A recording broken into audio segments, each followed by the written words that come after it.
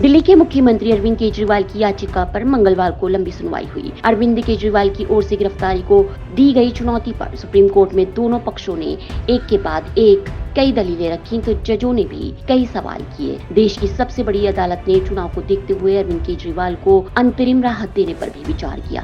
हालांकि कोर्ट ने फिलहाल कोई फैसला नहीं दिया है। केजरीवाल ने हाई कोर्ट के फैसले को सुप्रीम कोर्ट में चुनौती दी थी, जिसमें उनकी गिरफ्तारी को सही बताया गया था। सुप्रीम कोर्ट में जस्टिस संजीव खन्ना और जस्टिस दीपांकर दत्ता की बेंच ने इस मामले की सुनवाई की। कोर्ट ने कहा कि केजरीवाल दिल्ली के मुख्यमंत्री हैं, आदतन अपराधी नहीं हैं, इसलिए चुनाव को देखते हुए उन्हें अंतरिम राहत देने पर विचार किया जा सकता है। कोर्ट ने कई ऐसी टिप्पणियां की जिसे केजरीवाल के लिए राहत के संकेत के तौर पर देखा गया। हालांकि ईडी ने ये कहकर अंतरिम जमानत पर विचार का विरोध किया कि नेताओं के लिए अलग नियम नहीं हो सकते। सुप्रीम कोर्ट गुरुवार को या अगले सप्ताह आगे की सुनवाई करेगा। आपको बता दें कि ईडी की तरफ से पेश हुए एएसजी राजू ने 100 करोड़ रुपए की हवाला लेन देन की बात कही। राजू ने कहा कि जब इस मामले की जांच शुरू हुई थी तो ये उनके यानी केजरीवाल के खिलाफ नहीं थी। पड़ताल के दौरान उनकी भूमिका सामने आई।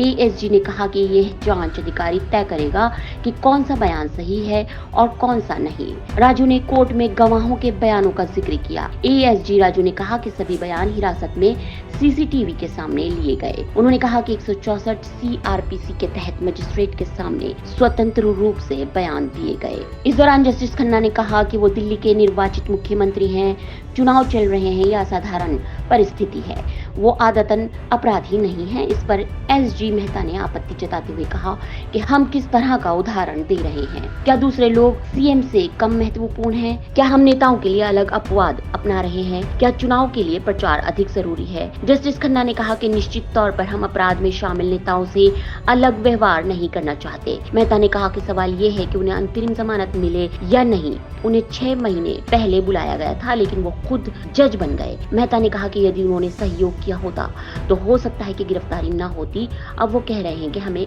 प्रचार करना है।